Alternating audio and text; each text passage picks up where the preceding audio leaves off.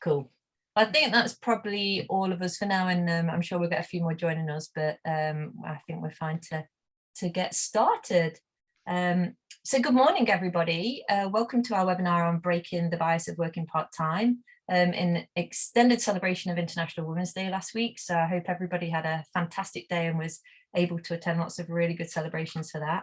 I'm Vicky Zuiderent. I'm a co-founder of Vilo Sky. We're a social enterprise that's dedicated to helping organisations create inclusive workplaces. We do this through our coaching, training and consultancy services. It's an absolute privilege and pleasure to be joined today by Lisa Gallagher from Flexibility Works. Before I hand over to Lisa to introduce herself a bit more fully and to begin the bulk of today's session, there's just a few bits of housekeeping I'll cover off. So we are recording today's session just to make everybody aware. It will be available to watch back on our YouTube channel later on.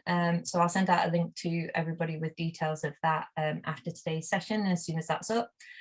We're due to run for an hour, so we'll do our best.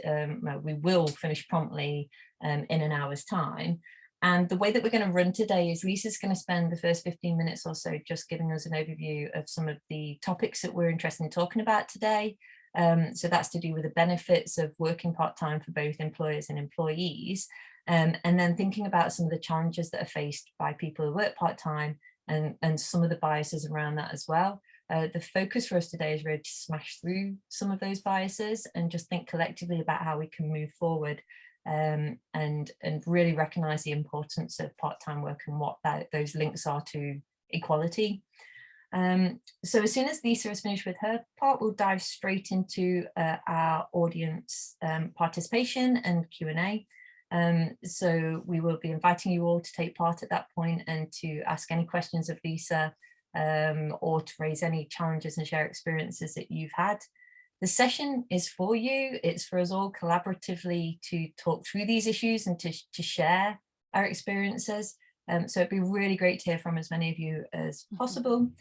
So the intention is for it to be fully interactive, and at the bottom of your screens, it's at the bottom of my screen, so I'm assuming at the bottom of everybody else's.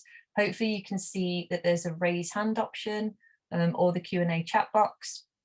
If anybody wants to raise anything at any point, either through the comment box, please do, and I'll be keeping an eye on that, or raise your hand and I can bring you off mute to be able to interact with us in person. And that would be lovely to hear from you as well. So unless there's any questions or anyone's having any problems with anything, if you are, please pop it in the chat.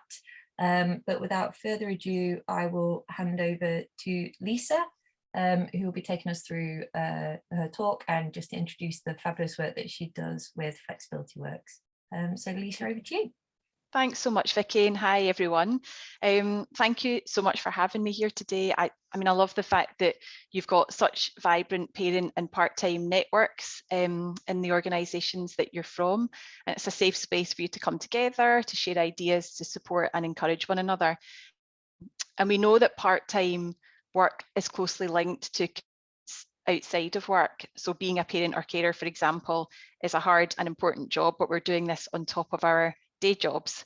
I've got 3 wee boys, so age 6 and twin 3-year-olds, and I work 3.5, 4 days a week running my own organisation. But it wasn't always this way, and I've experienced some real challenges myself in the past trying to work part-time, a job share, after the birth of my first wee baby Alfie when I was running a third sector organisation. And in fact, that experience ultimately led me to starting Flexibility Works. On that note, let me just briefly share who we are and what we do. Our mission is to accelerate the adoption of flexible and different ways of working in Scotland, which improves business success and employee engagement and happiness. And we do this by sharing advice, insight, research and best practice, and providing training and consultancy. And we work primarily with businesses, but also individuals as well.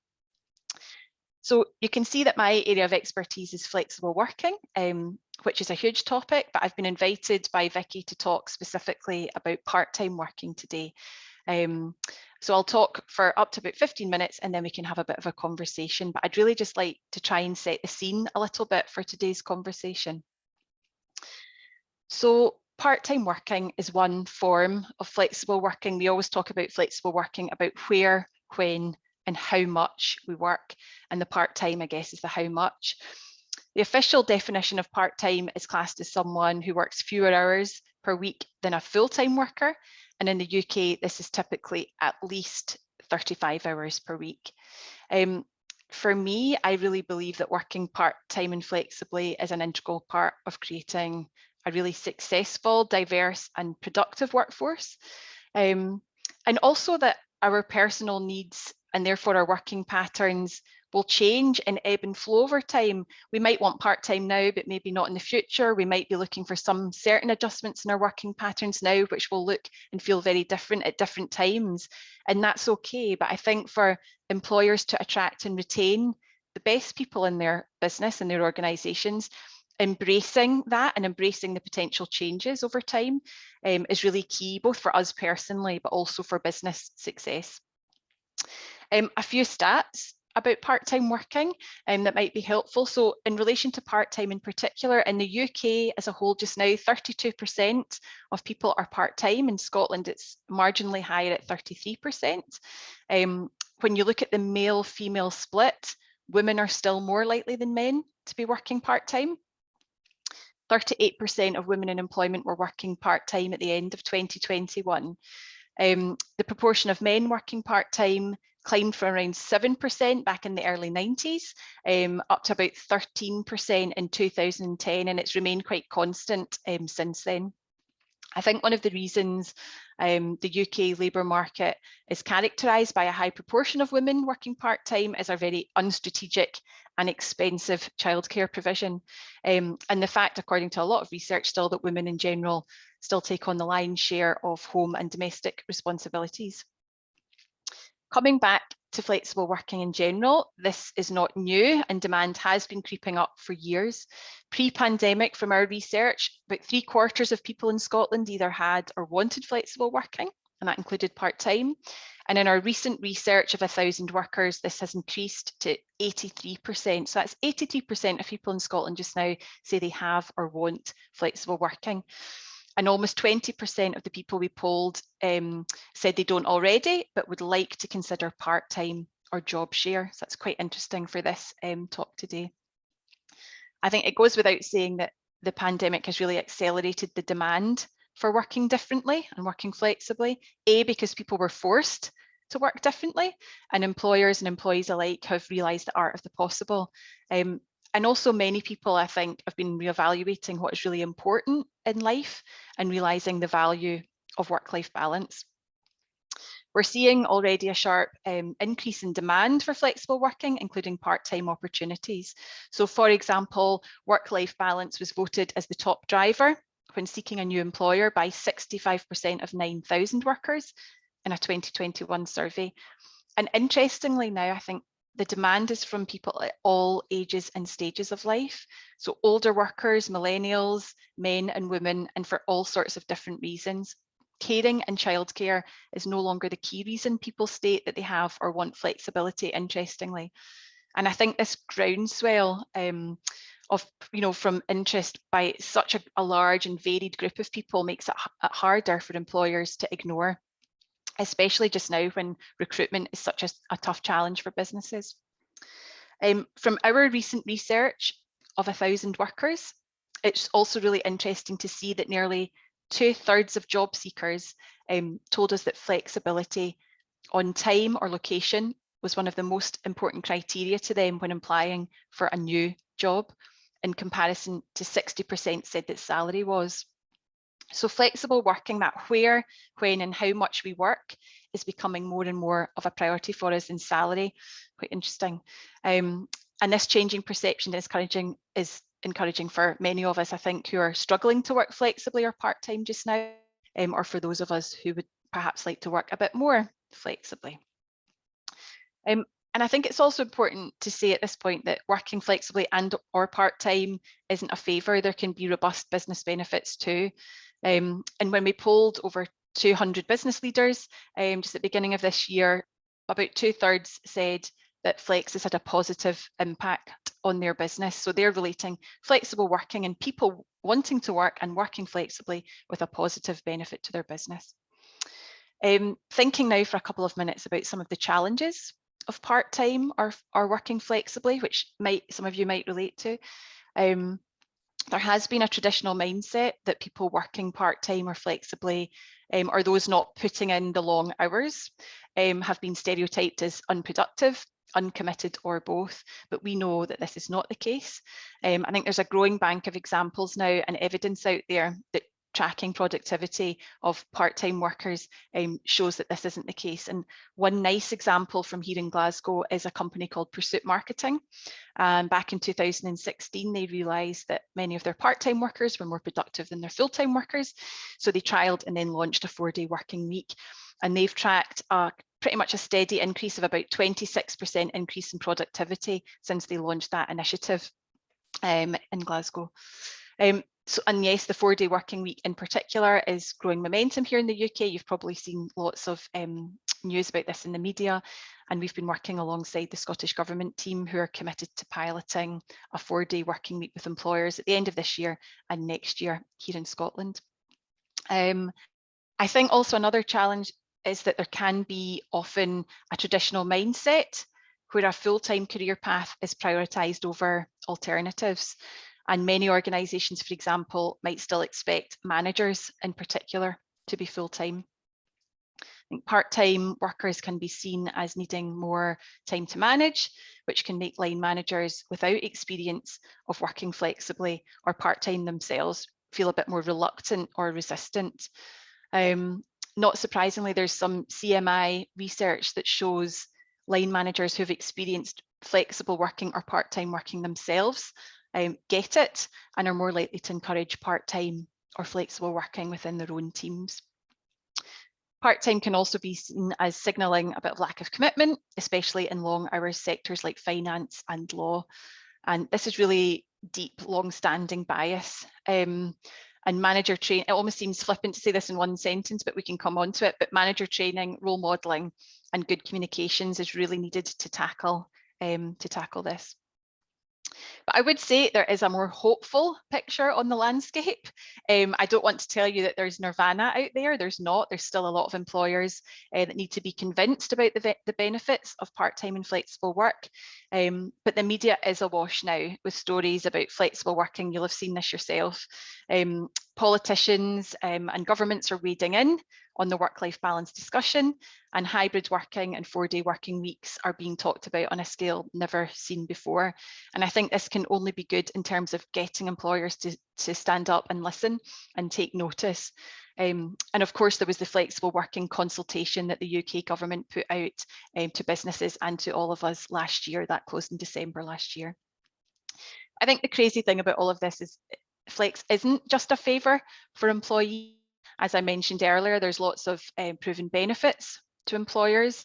And flexible working campaigner Mother Pucka, if you've not heard of her, you should look her up. She's great. And Sir Robert McAlpine found that flexible working annually contributed 37 billion to the UK economy, and refusals to accommodate part-time and flex cost businesses 2 billion per year. Using the finance sector now as a bit of an example of what is possible, still thinking kind of positively about what's out there in regards to part-time work, there's a list of part-timers run by an organisation called TimeWise. And again, I would look them up. It's really interesting to see who's on there. And also the number of senior part-time roles. I think it's quite encouraging to look at that list. And many in the finance sector that I've looked at for this talk, they're mostly 3 or 4 days. There's one job share and a few 90%. And it's interesting to see that the split is split evenly between those who are hired part-time and those who were existing employees, which indicates, I think, together that there is a market for senior part-time hires, and the other organisations in financial services are finding a competitive advantage. Interesting to see what the reasons were that these individuals were working part-time. They're all work-life balance related and wider than childcare.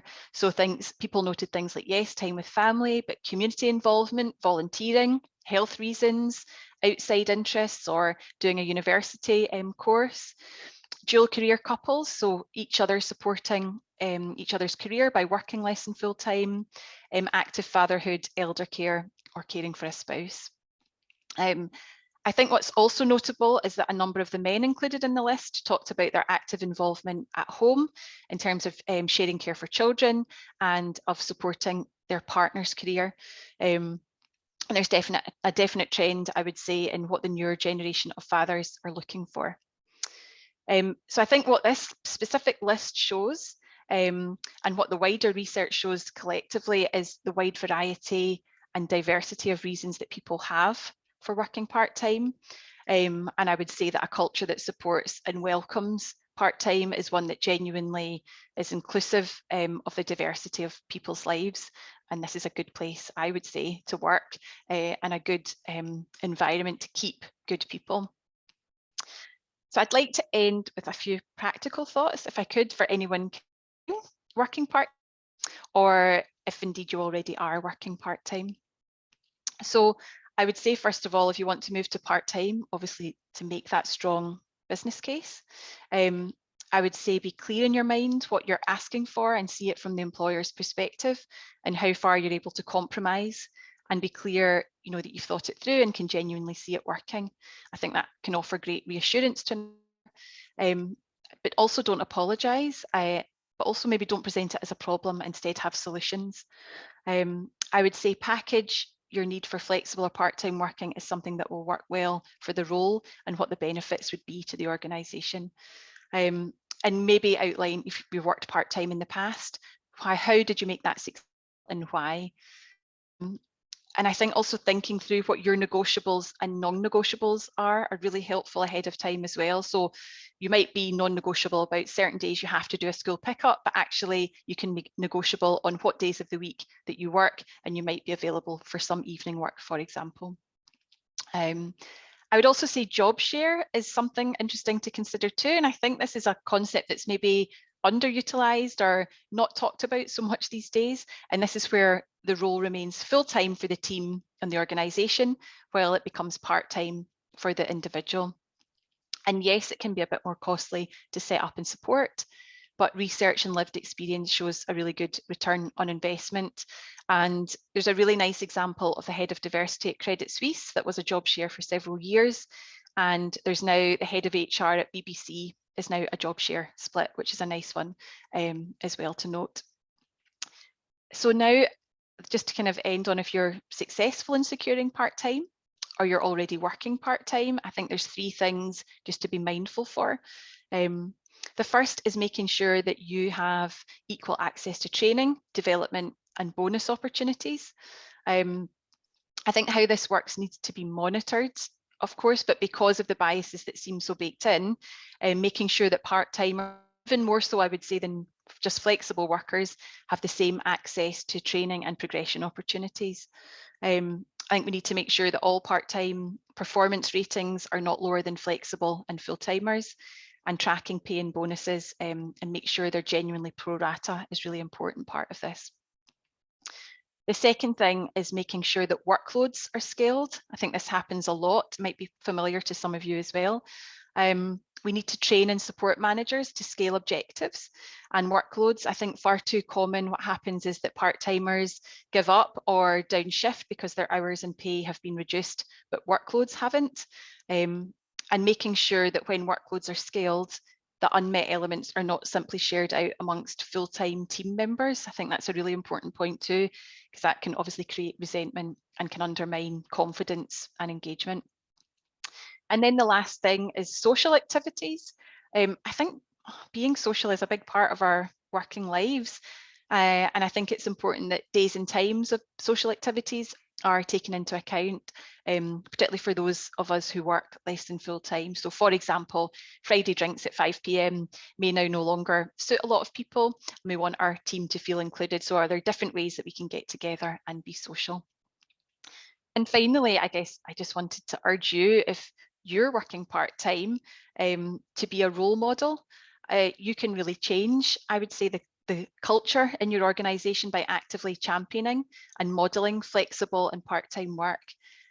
Talk openly about working part-time and be a source of guidance and support for others.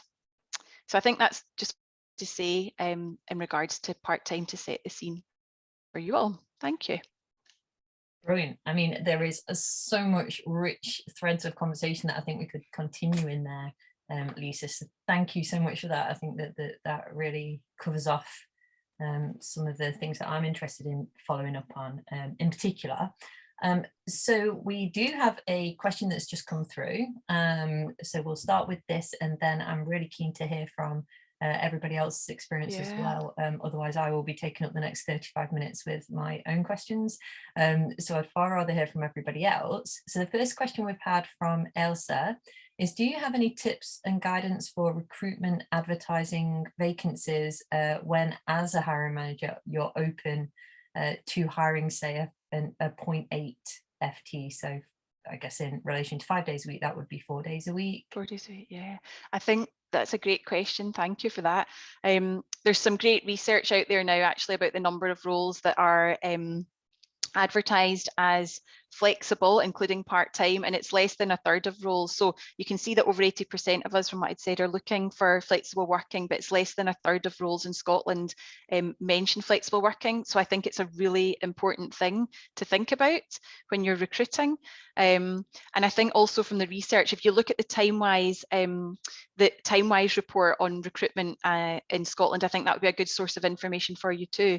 But I think what we hear a lot about is not just putting out in general, yes, you're recruiting flexibly. What does that actually mean? You know, people are looking for quite specific information. So I think your point there about 0.8 is really good. That gives people clarity, and might also you be up for hiring, you know, in terms of small adjustments to start and finish times, the location in which people are working and things like that. People are keen to have the specifics of that flexibility.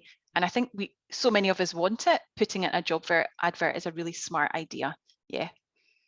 So just in terms of that, we do have a couple of other questions, but with the 4-day-a-week trial that's coming up and the push towards that, are you seeing that there is a lot more, I guess, open-mindedness about moving towards a 4-day working week model? Or is it still something that large organizations in particular, I think, feel is harder?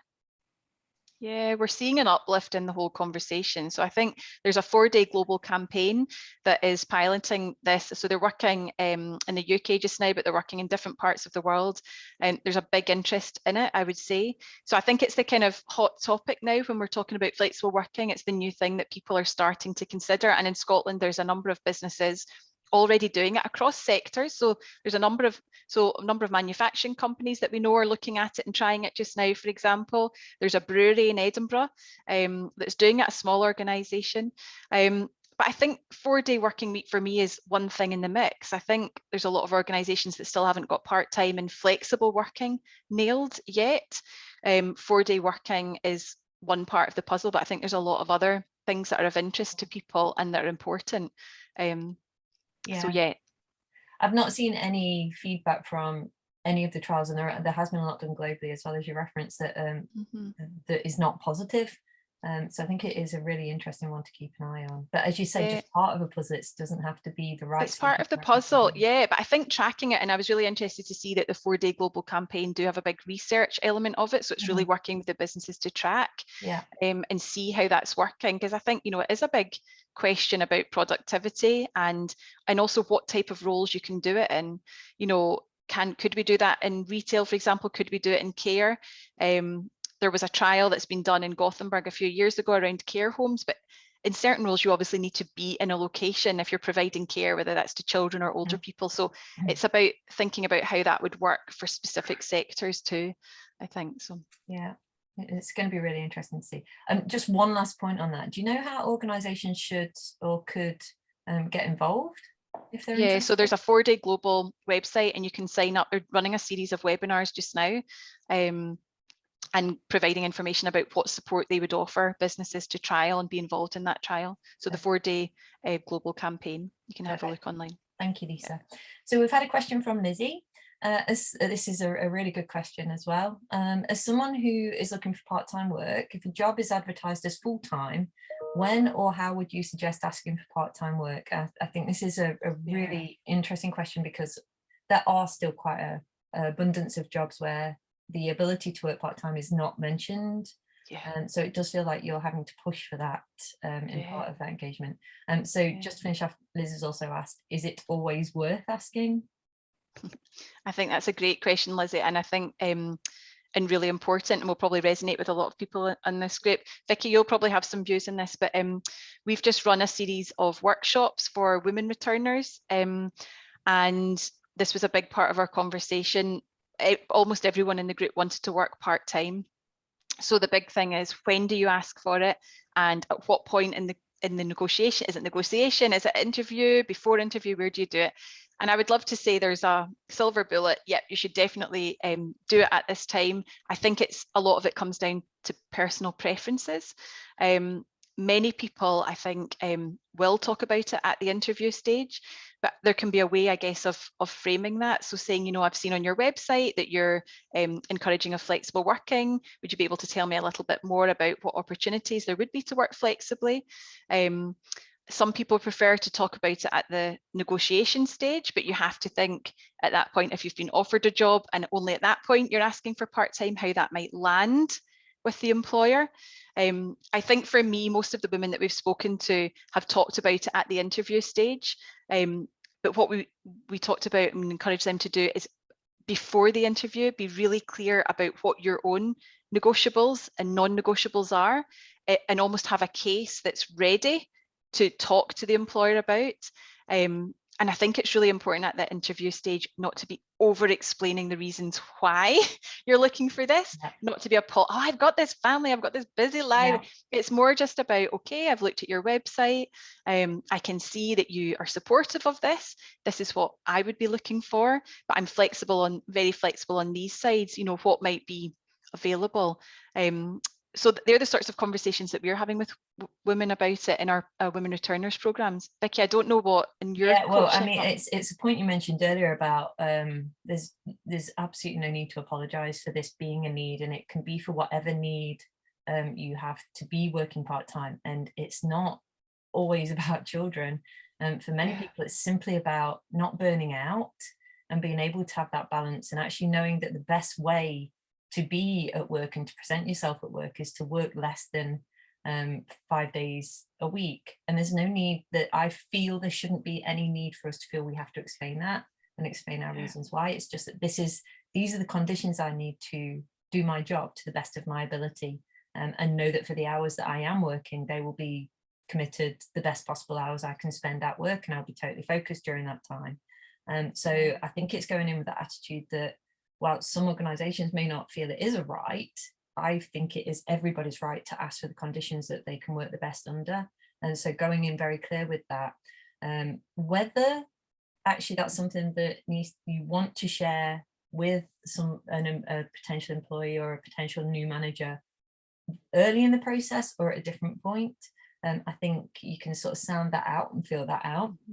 It might be that you only want to do it when you've gone a bit of a way through the process and found out more about the role in the organization yourself, and then set down your boundaries. But to your point, Lisa, I think knowing those boundaries for yourself and going in not knowing what they are, you can then get a sense for when it feels appropriate to share that with your potential new employee.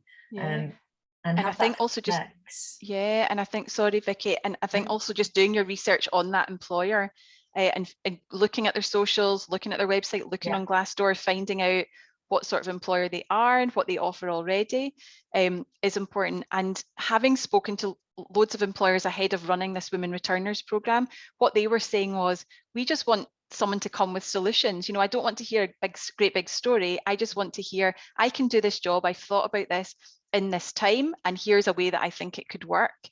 And kind of an encouraging story, if it helps also. So one of the women that took part in our program emailed us a couple of months later and said, just to let you know that I decided to go and look for work after this program, and I saw a job that I really wanted, but it was full-time, but I applied anyway, and at the interview she negotiated and got the part-time hours that she wanted, and she was in this role and happy in that first month. So I felt that was quite an encouraging story. That's amazing.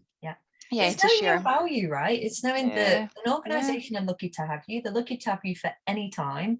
So, you know, set that to be what you need it to be. you know. Yeah, and sometimes people just haven't thought through to the other question about advertising a role up front as part-time. Many time hiring managers just haven't thought to design that role as part-time, think about how it could be done in different ways, but actually when presented with the right candidate, oh, actually, I would be up for looking at that. And there's a brilliant bit of research which is very relevant for this that says 9 in 10 hiring managers would consider part-time or flexible working for the right candidate. So yeah, I would rather have the right candidate for part-time than the wrong candidate for full-time. Oh my gosh, every time. Yeah. And you mentioned that we will move on in 2 seconds, but it gets me quite fired up, this does actually. You mentioned about role modeling, and I think sometimes having that at the back of your mind as well, by doing this, by having this conversation, you're making it slightly easier for the next person who has the conversation. And the more of us that raise it, the more of us that ask, the more there's an appreciation for how much in demand this way of working is, and how much talent is out there that is being driven by the availability of part-time work. So if you choose an organization because they have that over another one that doesn't, that organization is opening up a whole new remit of talent that they're accessing. So of course, definitely, it makes absolutely benefit. So do it. Like, there's no reason not to. I wouldn't want to work for any organization that doesn't have this attitude. So yeah. Another really great question. Thank you so much to everyone who's sending questions through. We're getting some blinding ones here. So how do we move away from the negative language, such as "she is just part-time"? I hear it too often. I know, it's so discouraging when you hear something like that, isn't it? And you just feel like I'm working so hard and I'm extremely productive. I think it's a cultural thing, isn't it, within your team? And I think it's really, it's a hard one, but I feel like it's about us role modeling and having conversations and talking to our managers, but also from it coming from the top. I think it's really important that the leadership talk about this sort of stuff as well, that the ways in which we work are all completely different, but that doesn't impact upon the contribution that we're making. I think it's just sometimes it's ignorance of people's views and not really understanding different perspectives, but it's a hard one, and it feels hard when it's personal to you and your situation. It really is a big cultural question. I don't know, Vicky, I know that you've come across some examples of this as well. Oh, I certainly have. And I think something particular about the relation to she working part-time, like for any men who are wanting to work part-time as well, it makes it seem, it's that perception thing that women work part-time, men don't. So for any men who wants to do it, there's a natural language barrier that's there, that thinking this is something that's for women. And so it is a real issue. The only way I think to combat it is to just, if you notice it, then challenge it. It doesn't have to be a aggressive challenge, I guess, but just a acknowledgement of, oh, well, that person may work part-time, but I know for a fact that they've done this in the last few days, and they've been really supportive and achieved this. And actually I've noticed that their efficiency and what they're delivering in 2 hours versus some other people that I know who perhaps work longer, is astounding. So it's just changing it, flipping it, flip it in quite a casual way. That noticing it is a great first step, but then obviously challenging it. I think the culture being set from the top is hugely important. It's really hard. I've found this in discussions with many of the organizations we engage with quite a lot, but also just my general observations. It's really hard to find senior role models who genuinely work part-time. There's not that many that I've come across in my network or the organizations we work with. So when we do find them, really shine a spotlight on them and get that case study or get that profile or get them talking about it, get them talking about the why they've done it or any of the challenges they've faced, and just literally get that spotlight shone on them so other people can see that it is possible. It doesn't matter who it is, and the more that happens, the more people will get asking for it, and the more role models we'll start to see, and the more people we will see at senior levels and senior roles working part-time. I think that's right. I do. I remember after I had my first baby, and remember thinking, so it was the first time I'd worked part-time personally. I'd always worked flexibly in different locations and different times, but part-time specifically. And I remember thinking, I've never been more productive, because I know that I have to leave at a certain time to dash to the nursery and go and pick, at that point it was Alfie up. And I felt I don't have time to be faffing about or doing this and that. So there is something to be said about that too. So yeah, I'm with you on that question. Yeah, completely. But it is a challenge, right? And it's something that we're all facing into. But it's something that we can all be active in changing as well. Like, don't be scared to challenge it. Yeah. So another great question. I'd be interested in your thoughts about how different jobs may be more or less suitable for working part-time. Many professions are experience-based, like investment. So by practicing one's profession less, is one risking being at a competitive disadvantage? Not necessarily within an organization, but within the broader industry. I think that's a great question. It's a great question. It's something I actually think about quite a lot. And I remember actually being in it was a manufacturing company, and the operations director asked that very same question. And often you find it is because when it often is women going part-time after you have your first baby, so you can see that, you know, the curve of people's careers and pays. And we were talking about the gender pay gap. But what we talked about in that conversation, though, is you become experienced with things over time. You don't then suddenly lose that experience. I get your point about maybe practicing it slightly less every week, but you're still practicing that however number of years experience you already have, you know, under your belt. You've got that and you're still practicing it. Maybe less frequently every week, but does that make you less skilled and less competent and less something else? And also I would say that whatever you're doing in the other part of your week, whether that's having children or looking after someone or looking after a parent, or you're studying or you're volunteering, that wealth of experience that you then bring to your role. So whether that's empathy with other colleagues, or a greater understanding of how the world works, or other skills that you're learning from a course or whatever it might be, you bring that into that organization. And that is, there's such huge value in that. So yes, you might be practicing this specific finance skill 1 or 2 days less every week, but you already have that vast amount of years of experience doing that job or something similar, and then everything else that you bring to it. So I think that's what I would say to that question. Yeah, there is nothing else I would add to that, because I strongly agree with that point. Mm-hmm.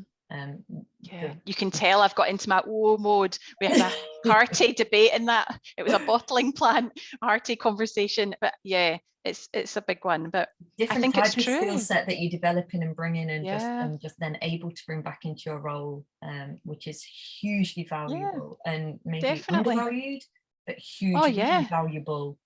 Yeah. Yeah. But I think it's with any life experience. And one of my brothers had a really bad cancer a few years ago, and he was always this very direct person. He still is direct, but he's definitely changed. And he says himself, he works for a bank, and he says, I've now brought this, I've got a different mindset and I approach people differently. And when we were on having Zoom calls during lockdown and people had children in the background, where before I might have been a bit like, what's going on? Now I just think I'm more and I just think that person is dealing with so much. Yeah. It's really interesting. So all these experiences in our lives bring something else to that role. So yeah, it's hugely valuable for you. And it's about diversity, isn't it? So somebody who has worked 5 days a week in their professional role for their entire career is going to be such an expert, and what a joy that is to have in a team. But then complementing that with somebody who brings those different values and different skills is part of diversity and part of that collaborative approach, and bringing together all of our individual things that we're great at. So there's nothing wrong with having, like, developing, if that's the preference, to develop those professional skills and that's the direction that somebody wants to take, great. But it's not excluding people who have other skills and values that they bring from working part-time as well, that they can bring those back into the team and have those seen as being as valuable as those other types of skill sets. So it's having all those options. It's not about denigrating one for the value of the other. Just helping bring all those, recognizing all those additional skills as well. Yeah, and I think when you've worked in one way only for your whole working life, it's quite difficult maybe to imagine what it could be like to work in other ways, how that might look and feel. And so I think that's why you do need your team around you to help you with that. And as Vicky, as you're saying, you know, to show the value of that diversity of thinking and experience. And we all know that, right? It's, yeah, the whole teamwork thing and what we all bring to that team that make it work so well. Yeah, absolutely.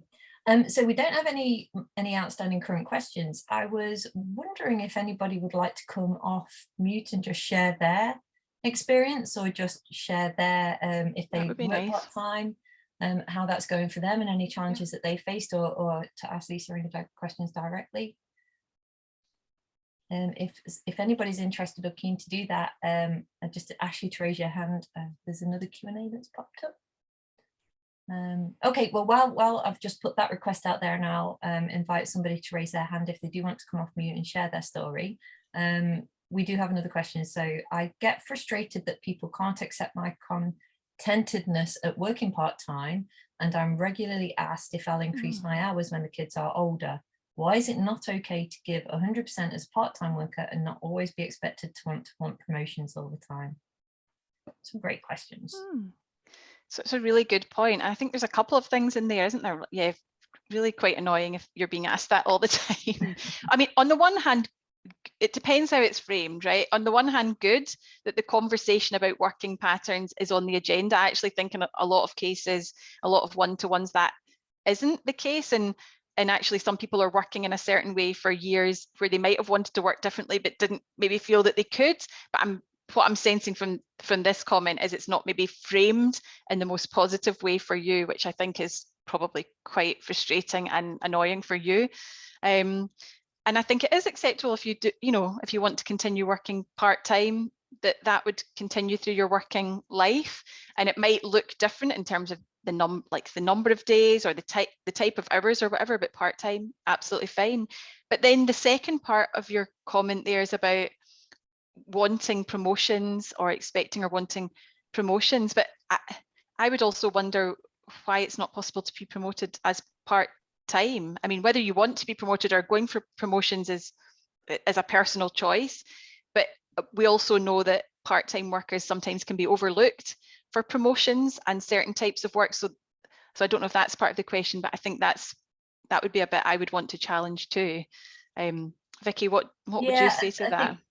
If the aim of the question was more around like being challenged to go for promotions, if that's linked to them working full-time or not, if the question is literally just about not being expected to go for promotions all the time, of course that's perfectly valid. If someone's happy doing the job they're doing, and are giving 100%, you know, and they're engaged and comfortable with what they're doing, no one should be made to feel that they need to progress.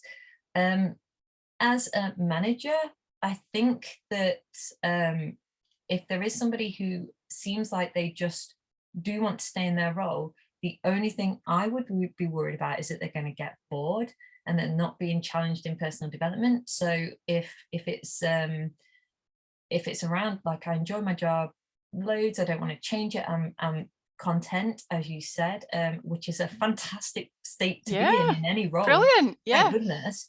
It's just about maintaining engagement with the role and challenging yourself and being developed in other ways. And it could be, I mean, myself, Lisa, a lot of women, and we encourage lots of women to do this as well. There's things like trustee positions or board positions that you can explore, that it's not necessarily about progressing to a senior role in your organization, but just might be a personal interest thing outside that can give a different type of development, or not. Like, it's literally, the question is, why is it not okay to give 100% as a part-time worker and not always be expected to want promotions all the time? I think it is okay. And if you're being made to feel that that's not, the problem's not with you. If there's any further questions you want to ask around that, if we haven't answered that fully, then just pop a further comment in and I'll pick that up in a little bit. But yeah, I think it's about perceptions again versus lived reality, and contentedness is a great state to be in, as I've said. Absolutely. So we've had another question. Are there any tips for setting boundaries on your non-working day? When I worked 4 days, when I worked 4 days a week, it was awful. I had my 5-day-a-week job, which was already bursting at the seams, and then tried to fit that into 4, and there was no reduction in workload at all. So I am very interested to hear your tips on this question as well, Lisa. Well, I think the example that you're giving, Vicky, is what I talked about kind of in my opening kind of words or whatever, and that's about job design, isn't it? And not just about saying, yep, you can work 4 days, here's the same job, and expecting someone to manage that, because that is impossible. It's about redesigning that role and making it properly part-time. So that's the first bit. But I think this is a great question about tips for keeping that day free.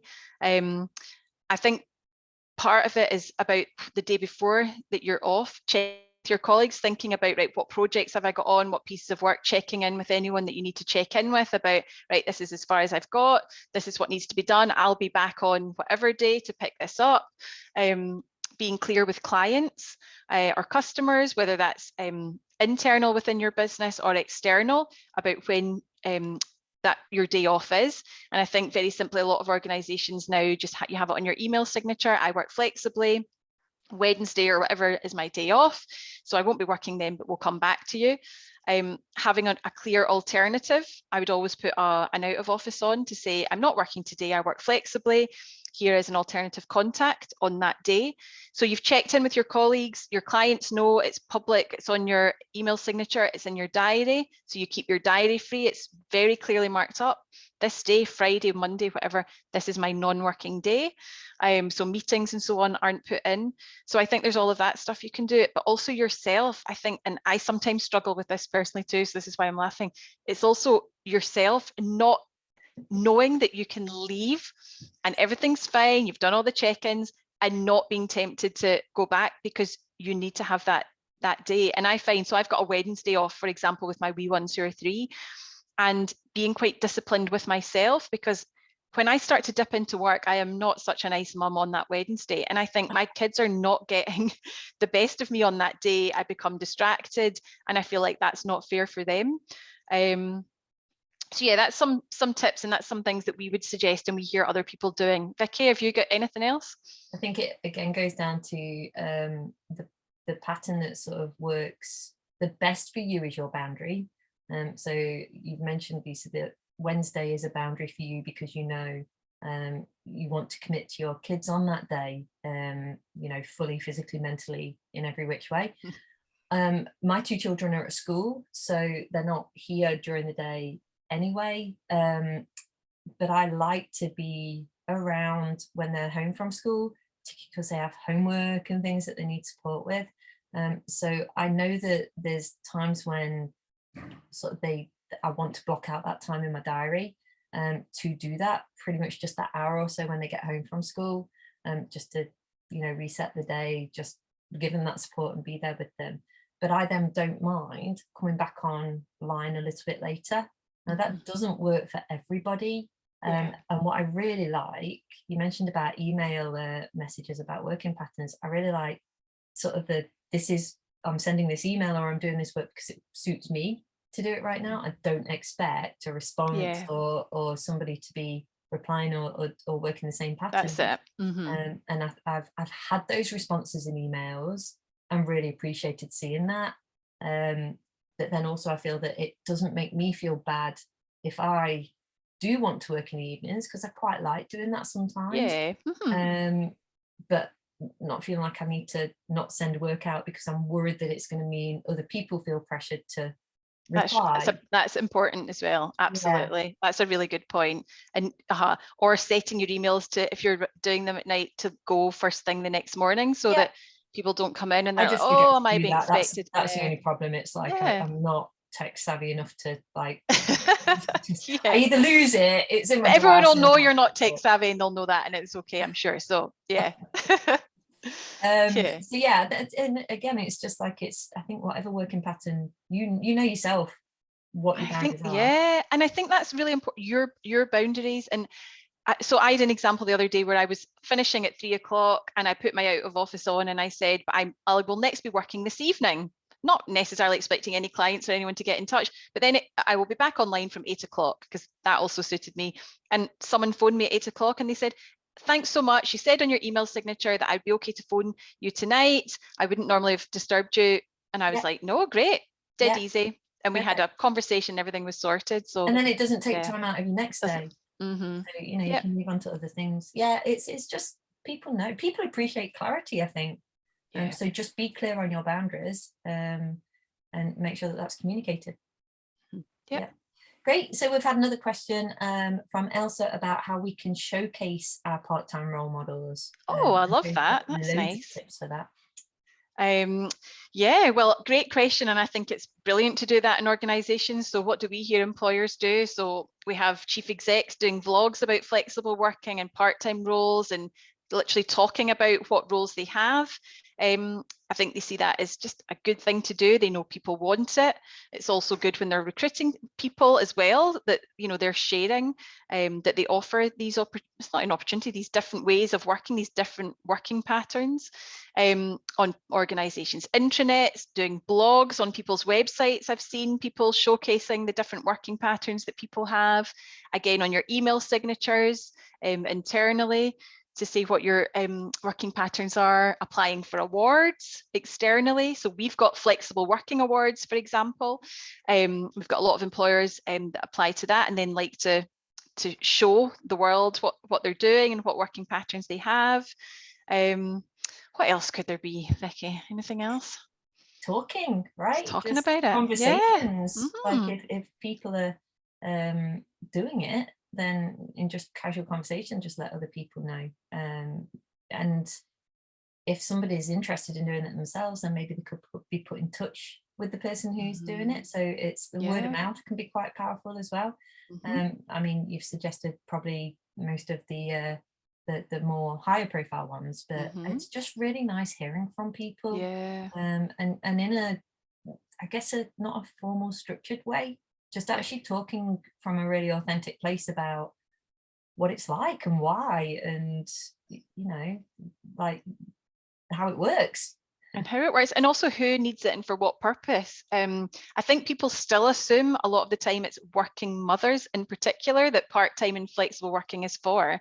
And while we know that more women are working part-time than men, there's whole loads of reasons that people work flexibly. We do this Flex Friday thing now on our social media, and people, you know, want to work flexibly because, or work part-time. We've got a staff member for their own work-life balance, their own well-being. Someone's got loads of dogs that they want to walk, so they can't work full-time because they're doing that. Someone's really into cycling, so they would like some hours in the week to, so there's someone's got a parent that they're caring for. There's whole loads of reasons, and actually even that and the reasons why can open people's minds to, oh right, okay, this isn't just for women, this isn't just for mothers or parents or whatever. Yeah, totally agree. I think it's quite a fun thing to do. So just we've got 5 minutes left, and we've got 2 questions left in the Q&A box. So we'll get through those, and then we'll move on to closing comments from yourself, Lisa, if that's okay. So what's your thoughts on compressed hours? Compressed hours, a great question. So I think that, so compressed hours is, so you work maybe a full-time week, for example, 5 days across 4. So it'd be 4 longer days. And then you would get 1 day in the week off. I think, again, it's a personal preference thing. Does it work for the role? Does it work for the team? Does it work for you?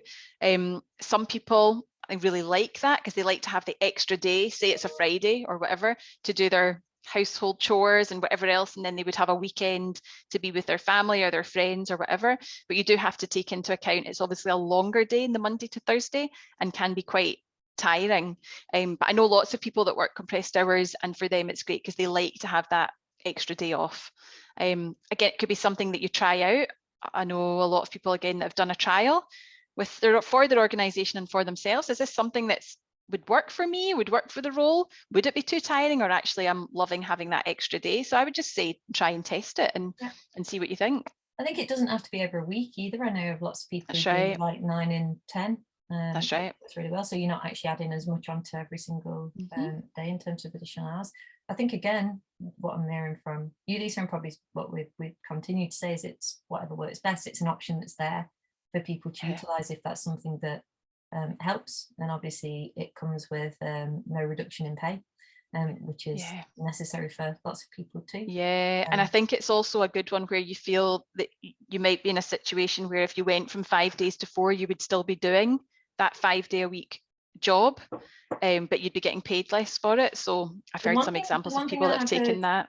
Sorry to interrupt, Lisa. Sorry, Vicky. No, I'm just starting to talk quick because we've got 3 minutes left, and I do want to. The only counter to it I've heard is people work compressed anyway, even on full-time 5 days. Like everybody tends to work extra. So this idea of getting a day off for doing the same hours that some people might perceive, well, I do that and I don't get that day off. And just my only response to that would be that's a path to burnout a little bit. So I would just always bear in mind that everybody needs that break.